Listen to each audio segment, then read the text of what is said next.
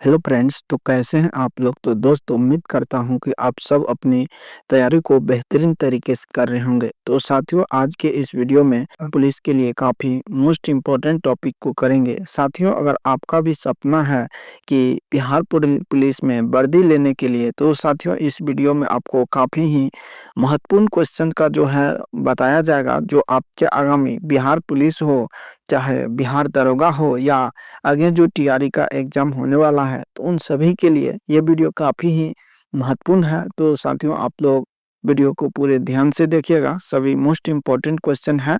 आप जो है हम जो है फिजिक्स के क्वेश्चन करेंगे। फिजिक्स के यहाँ पे 50 क्वेश्चन को करेंगे।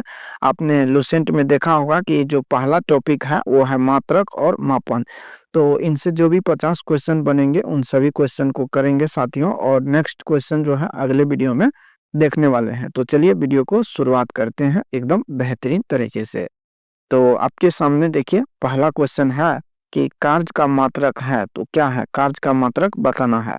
तो इसका मात्रक जूल होता है, न्यूटन होता है, वाट होता है, या डाइन होता है। तो साथियों, अगर हम बात करें न्यूटन की, तो ये आपको बल का मात्रक हो जाएगा। इस तरह अगर बात करें वाट की, तो वाट एक शक्ति का मात्रक है, और डाइन जो है ये आपको हो जाएगा किसका मात्रक। तो डाइन जो है जो न्यूटन बल का जो है सीजीएस मात्रक डाइन होता है। तो ये आंसर नहीं होगा, तो हमारा आंसर हो जाएगा ऑप्शन नंबर ए, बिल्कुल सही जवाब है जूल। कार्य का मात्रक जूल यहाँ पर एकदम सही उत्तर होगा। नेक्स्ट अगला क्वेश्चन देखिए, क्वेश्चन नंबर 2 है कि दूरी की इकाई निम्नलिखित में से कौन सी है। तो वाट है, प्रकाश वर्ष है, जूल है, या न्यूटन है। तो यहाँ पर जो दूरी का इकाई है वो क्या हो जाएगा, तो प्रकाश वर्ष हो जाएगा। अगर हम बात करें जूल की, तो जूल जो है ये आपको ऊर्जा का मात्रक क्या होता है, तो जूल ही होता है, या उष्मा का मात्रक भी जूल होता है। कार्य का मात्रक क्या होता है, तो आपको बताना है कि कार्य का मात्रक क्या है। अगला है कि न्यूटन जो है किसका मात्रक हो जाएगा, बल का, और वाट बताए हैं कि ये शक्ति का मात्रक है। अगला क्वेश्चन देखिए, क्वेश्चन नंबर 3 है कि बल का एसआई यूनिट क्या है। तो बल का जो एसआई यूनिट होता है वो साथियों न्यूटन होता है। तो इसको ध्यान रखेंगे, न्यूटन को। पास्कल क्या है, तो पास्कल जो है ये आपको दाब का मात्रक हो जाएगा। वोल्ट जो है आपको विभवांतर का मात्रक है, और केल्विन किसका है, तो ये आपको ताप का मात्रक केल्विन होता है। तो इन सबको ध्यान रखेंगे। चलिए बढ़ते हैं नेक्स्ट अगले क्वेश्चन की ओर। क्वेश्चन नंबर 4 देखिए कि 4 नंबर क्वेश्चन है कि चाल का एसआई मात्रक क्या है। तो चाल जो होता है वो एक अदिश राशि है। कौन सी राशि है, चाल एक अदिश राशि है। ये होता है मीटर प्रति सेकेंड होता है, मीटर प्रति सेकेंड, या किलोमीटर प्रति घंटा होता है। तो किलोमीटर प्रति घंटा जो है आपको चाल का मात्रक हो जाएगा, या मीटर प्रति सेकेंड। तो हमारा आंसर क्या हो जाएगा यहाँ पे, तो यहाँ पे जो है मीटर प्रति सेकंड एसआई यूनिट पूछा है, तो मीटर प्रति सेकंड हो जाएगा। तो ऑप्शन नंबर सी यहाँ पर बिल्कुल सही जवाब हो जाएगा। अगला है पारसेक के बारे में पूछा गया है। तो पारसेक क्या है, तो पारसेक एक प्रकार का जो है दूरी है, इकाई है किसकी, तो दूरी की, समय की, या प्रकाश की चमक की, या चुंबकीय बल की। तो पारसेक जो है आपको किसका हो जाएगा, तो पारसेक एक दूरी की इकाई है। तो इसको ध्यान रखेंगे। चलिए बढ़ते हैं नेक्स्ट अगले क्वेश्चन की ओर। क्वेश्चन नंबर 6 है कि निम्नलिखित में से माप की कौन सी इकाई इकाई है जो ब्रह्मांड के विस्तार की दर को व्याख्या करता है। तो ब्रह्मांड की दर का जो विस्तार है, इसकी व्याख्या के लिए कौन सा सिद्धांत है, ये आपको हो जाएगा कौन सा सिद्धांत, तो यह है हब्बल नियतांक। क्या है, हब्बल नियतांक है, इसको ध्यान रखेंगे। अगला क्वेश्चन 7 नंबर है कि ल्यूमेन किसका मात्रक है। तो ल्यूमेन जो है आपको किसका हो जाएगा, तो ल्यूमेन आपको हो जाएगा ज्योति तीव्रता का, ज्योति फ्लक्स का, या ज्योति यानी कि उपर्युक्त दोनों, या इनमें से कोई नहीं। तो ल्यूमेन जो मात्रक है साथियों, यह है आपको ज्योति फ्लक्स का, किसका, ज्योति फ्लक्स का मात्रक ल्यूमेन होता है। ज्योति तीव्रता का मात्रक क्या होता है, तो इसका मात्रक होता है कैंडेला। क्या होता है साथियों, ज्योति तीव्रता का मात्रक कैंडेला होता है। चलिए अगले क्वेश्चन की ओर देखते हैं। क्वेश्चन नंबर देखिए 8 नंबर है कि भौतिक मात्रा ज्योति ज्योति भौतिक मात्रा ज्योति की इकाई क्या है। तो ज्योति यानी कि प्रकाश, प्रकाश यानी कि इसकी इकाई पूछा है। तो प्रकाश के यूनिट जो है आपको हो जाएगा किसका, तो सबसे पहले आप लोग जानिए कि ये सीमेंस जो है ना, ये किसका मात्रक है, कि आपको चालकता का मात्रक सीमेंस होता है। चुंबकीय फ्लक्स का मात्रक क्या होता है, चुंबकीय फ्लक्स का मात्रक आपको बताना है। तो इसका सही जवाब हो जाएगा लक्स। क्या होगा? भौतिक मात्रा ज्योति की इकाई क्या हो जाएगी? लक्स हो जाएगी। चलिए आगे बढ़ जाते हैं अगले क्वेश्चन की ओर। क्वेश्चन नंबर 9 देखिए कि पास्कल इकाई है, तो पास्कल किसका है?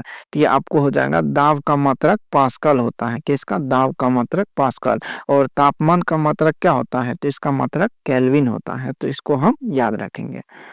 अगला क्वेश्चन नंबर 10 देखिए है कि कैंडला मात्रक है, तो कैंडला अभी बताए हैं कि कैंडला जो है आपको ज्योति तीव्रता का मात्रक हो जाएगा। क्या? कैंडला हो जाएगा। अगला है कि ऊर्जा का एसआई यूनिट क्या है? तो ऊर्जा का मात्रक जो है आपको क्या हो जाएगा? तो इसका सही उत्तर हो जाएगा जूल। न्यूटन किसका है? बल का। हर्ट्ज किसका है? तो ये आवृत्ति का हो जाएगा। और जो पास्कल है ये आपको दाब का मात्रक है। नेक्स्ट अगला क्वेश्चन है कि चुंबकीय क्षेत्र की माप की इकाई क्या है?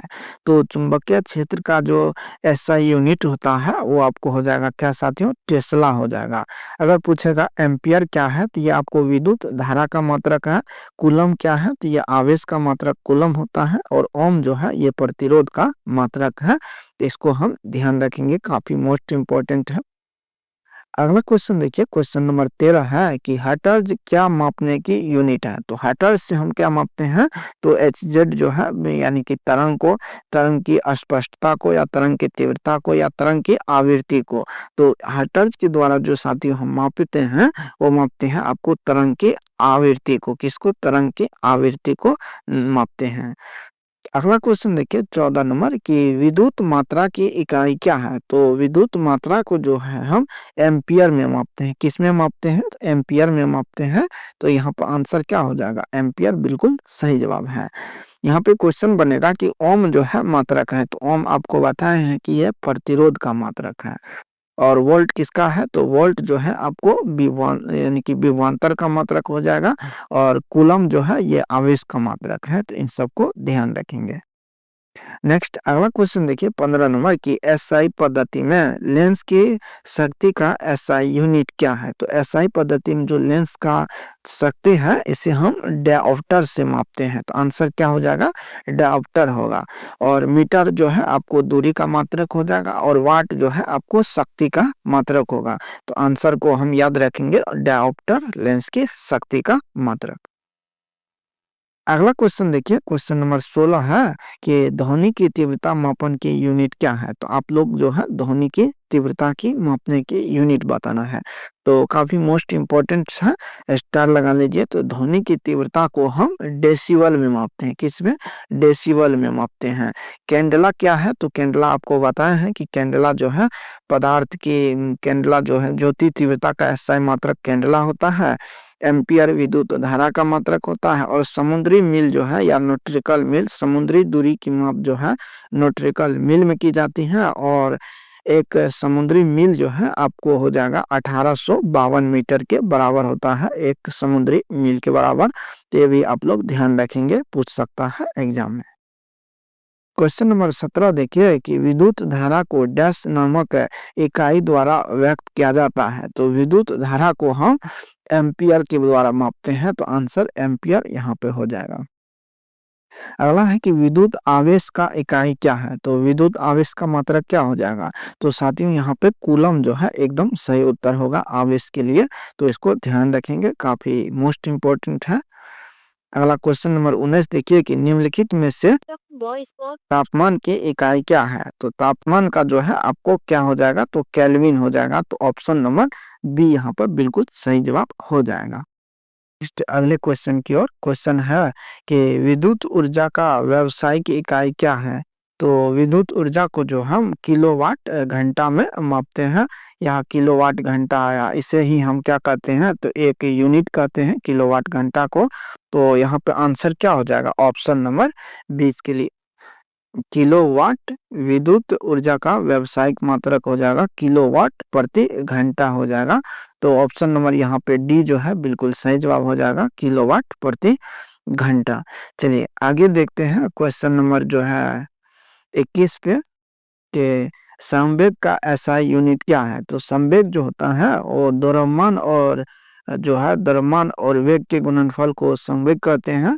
तो द्रव्यमान का मात्रक हो जाएगा किलोग्राम और वेग का मीटर प्रति सेकंड। तो यहाँ पे आंसर क्या हो जाएगा साथियों? तो ऑप्शन नंबर बी जो है 21 के लिए सही जवाब हो जाएगा।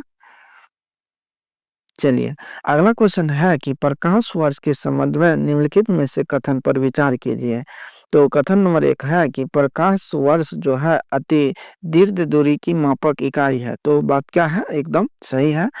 प्रकाश वर्ष अति दीर्घ काल अंतराल की मापन का है, या प्रकाश वर्ष प्रकाश की तीव्रता का मापन है। तो आपको बताना है कि इनमें से कौन सा कथन सही है।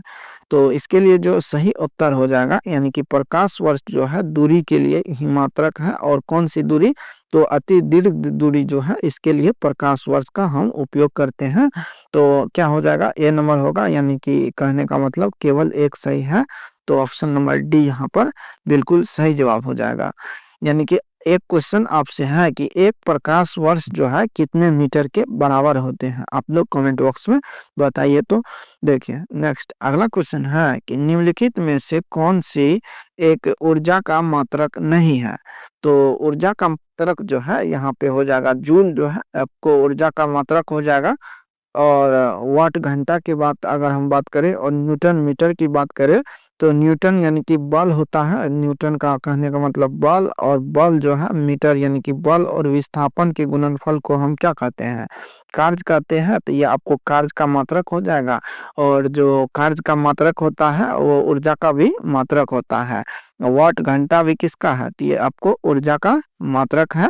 तो यहाँ पे आंसर क्या हो जाएगा? ऑप्शन नंबर डी बिल्कुल सही जवाब हो जाएगा, केजी ग्राम मीटर प्रति सेकंड स्क्वायर। चलिए, अगला क्वेश्चन है कि दीप्ति दीप्ति तीव्रता या ज्योति तीव्रता को मापने के लिए एसआई यूनिट क्या है? तो ज्योति तीव्रता को जो है हम कैंडेला से मापते हैं। तो आंसर क्या हो जाएगा? ऑप्शन नंबर बी यहाँ पर एकदम सही जवाब होगा।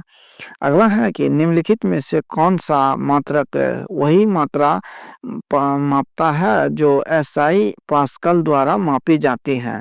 तो पास्कल जो है, या जो पास्कल किस दाब का मात्रक है, तो उसी प्रकार जो है टॉर्क भी क्या है? एक प्रकार का दाब का मात्रक है। तो आंसर क्या हो जाएगा? ऑप्शन नंबर सी बिल्कुल सही जवाब है। अगला क्वेश्चन देखिए, क्वेश्चन नंबर 26 है कि निम्न में से ऊष्मागतिकी यानी कि थर्मोडायनेमिक तापमान की एसआई यूनिट क्या है? तो ऊष्मागतिकी यानी तापमान का जो एसआई यूनिट होता है वो हम मापते हैं किस में? फ़ारेनहाइट में, सेल्सियस में, रेडियन में, या केल्विन में? तो तापमान की जो एसआई यूनिट होते हैं साथियों, ये आपको हो जाएगा किस में? ये आपको हो जाएगा केल्विन में। किस में? केल्विन में हो जाएगा। तो ऑप्शन नंबर डी यहाँ पर एकदम सही जवाब है। अगला क्वेश्चन है कि किए गए कार्य की इकाई क्या है? तो कार्य का मात्रक क्या होता है? तो जूल होता है। तो यहाँ पे जूल को सही उत्तर लगाएंगे। अगला है कि त्वरण ज्ञात करने का सही सूत्र कौन सा है? तो त्वरण के लिए सूत्र होता है कि ए बराबर v माइनस यू बटा टी। यानी कि v क्या है? तो अंतिम वेग, और u क्या है? प्रारंभिक वेग, और t क्या है? तो जो समय लगता है, तो उसके अंतर को ही हम त्वरण कहते हैं। तो आंसर हमारा क्या हो जाएगा साथियों यहाँ पे? तो आंसर जो है ऑप्शन नंबर ए यहाँ पे बिल्कुल सही जवाब हो जाएगा। चलिए, क्वेश्चन नंबर देखते हैं। क्वेश्चन नंबर 29 है कि त्वरण का एसआई मात्रक है। तो त्वरण के लिए जो मात्रक होता है वो मीटर प्रति सेकंड स्क्वायर होता है। तो देखिए, ऑप्शन नंबर डी में है, मीटर प्रति सेकंड स्क्वायर। चलिए, आगे बढ़ते हैं। काफी मोस्ट इम्पोर्टेंट प्रश्न है कि सूची 1 और 2 को मिलाना है। सूची यहाँ पर दिया है कि उच्च वेग, तो उच्च वेग को हम मापते हैं किससे? तो उच्च वेग के लिए जो प्रयोग किया जाता है, तो आपको हो जाएगा एंगस्ट्रॉम। देखिए, तरंग दैर्ध्य को हम एंगस्ट्रॉम में मापते हैं, दाब को पास्कल में, ऊर्जा को जूल में, और उच्च वेग के लिए मैक संख्या होता है। तो हमारा आंसर हो जाएगा 1 2 3 4। तो 1 2 3 4 यानी कि ऑप्शन नंबर सी होगा, कि यहाँ पे सी नंबर को हम एकदम सही उत्तर करेंगे। चलिए, बढ़ते हैं अगले क्वेश्चन की ओर। क्वेश्चन नंबर देखिए 31 है कि सूची 1 और 2 को मिलाना है। तो दूरी के लिए मात्रक क्या होता है? तो दूरी जो है प्रकाश वर्ष का हो जाएगा। पदार्थ की मात्रा का एसआई मात्रक क्या होता है? तो पदार्थ की मात्रा जो है मोल होता है। विद्युत आवेश का कूलम हो जाएगा, और ऊर्जा के लिए आपको वाट घंटा हो जाएगा। तो देखिए, यहाँ पे हो जाएगा 3 3 के बाद 1, 3 के बाद 1, देखिए 3 के बाद 1 यहाँ पे है, यानी केवल ऑप्शन नंबर ए में है। तो आंसर क्या हो जाएगा? ऑप्शन नंबर ए को यहाँ पर हम 3 1 2 4 सही जवाब हो जाएगा। चलिए बढ़ते हैं अगले क्वेश्चन की ओर। क्वेश्चन नंबर आपके सामने है कि 32 नंबर, देखिए काफी मोस्ट इम्पोर्टेंट है, ये भी मिलान करना है। तो त्वरण के लिए क्या होता है? मीटर प्रति सेकेंड स्क्वायर होता है। बल का मात्रक न्यूटन होता है। कार्य का मात्रक जूल होता है और आवेग का न्यूटन सेकेंड होता है। तो आप लोग लगा सकते हैं ए के लिए 4 होगा, तो ए का 4। देखिए केवल ऑप्शन नंबर अगर आप एक जानते हैं ना, एक, तो आप लोग इसको बना सकते हैं। ए का सीधा 4, ए का 4 ऑप्शन नंबर डी में है। तो आंसर क्या हो जाएगा? ऑप्शन नंबर डी यहाँ पर एकदम सही उत्तर होगा। नेक्स्ट अगला क्वेश्चन है कि पलंग के अचर में किसका आयाम होता है? तो पलंग के जो अचर हैं, तो इसमें किसका आयाम होता है? ऊर्जा का, रेखीय गति का, कोणीय गति का, या बल का? तो यहाँ पर जो सही जवाब होगा साथियों वो कोणीय गति हो जाएगा। अगला है कि एक लड़की झूले पर बैठी बैठी स्थिति में झूला झूल रही है, तो उस लड़की के खड़े हो जाने पर दोलन आवर्तकाल क्या होगा? तो जैसे वो खड़ा हो जाएगी तो उसका जो दोलन आवर्तकाल है साथियों वो क्या होगा? घट जाएगा। अगर यही पूछ लेगा कि वो झूलती हुए ठहर के बाद अगर बैठ जाएगा तो आवर्तकाल क्या हो जाएगा? तो ये कम यानी कि अधिक हो जाएगा। तो आंसर यहाँ पे ऑप्शन नंबर ए बिल्कुल सही जवाब हो जाएगा। चलिए देखते हैं क्वेश्चन नंबर 35 की ओर। है कि घूर्णन करती करती एक गोल मेज पर अचानक एक लड़का आकर बैठ जाता है। जैसे कोई मेज घूर्णन कर रहा है, उस पे मेज पर बैठने के बाद उसका कोणीय वेग पर क्या प्रभाव पड़ेगा? तो जैसे कोई चीज घूर रहा है उस पर वजन बढ़ेगा, तो वजन बढ़ने के साथ क्या होगा? तो उसका जो घूर्णन की गति है वो क्या होगा? घट जाएगा। तो चलिए आगे देखते हैं क्वेश्चन नंबर 36 पर। यदि किसी चलती हुई वस्तु के वेग को दुगुना कर दिया जाए तो उसकी क्या हो जाएगा? तो वेग बढ़ने से त्वरण दुगुना होगा, गतिज ऊर्जा दुगुना होगा, गतिज ऊर्जा 4 गुना हो जाएगा, या भार दुगुना होगा? तो साथियों यहाँ पे जो है गतिज ऊर्जा जो है 4 गुना हो जाएगा, क्योंकि आपने पढ़ा होगा कि काइनेटिक एनर्जी के लिए फॉर्मूला होता है काइनेटिक एनर्जी बराबर 1/2 mv² होता है। यानी कि वेग अगर बढ़ेगा तो 1 गुना बढ़ेगा, यानी कि 2 गुना बढ़ेगा, यानी कि काइनेटिक एनर्जी 4 गुना हो जाएगा। तो आंसर ऑप्शन नंबर सी को यहाँ पर हम ध्यान रखेंगे। अगला है कि किसी पिंड के द्रव्यमान तथा भार के अंतर होता है, क्योंकि किसी पिंड के द्रव्यमान और भार में अंतर होता है। तो इसका कारण क्या है? कि द्रव्यमान परिवर्तनीय होता है जबकि भार स्थिर रहता है। बिल्कुल गलत है कि द्रव्यमान स्थिर रहता है जबकि भार परिवर्तनीय होता है। तो ऑप्शन नंबर क्या हो जाएगा? 37 के लिए बी जो है बिल्कुल सही जवाब हो जाएगा। कहने का मतलब है कि किसी भी वस्तु का द्रव्यमान जो है वो कभी नहीं बदलता है। जो उसकी द्रव्यमान 1 केजी में है वही द्रव्यमान 2 केजी में होगा, लेकिन उसका भार बदलते रहेगा। तो इसको ध्यान रखेंगे। अगला क्वेश्चन देखिए 38 नंबर कि किसी भी स्थिर या गतिशील वस्तु की स्थिति या दिशा में तब तक कोई परिवर्तन नहीं होता है जब तक उस पर कोई बाह्य बल न हो। यह कथन कौन सा है? तो ये न्यूटन का गति का पहला नियम है। कौन सा? न्यूटन के गति का पहला नियम है। तो आंसर ऑप्शन नंबर ए बिल्कुल सही जवाब हो जाएगा।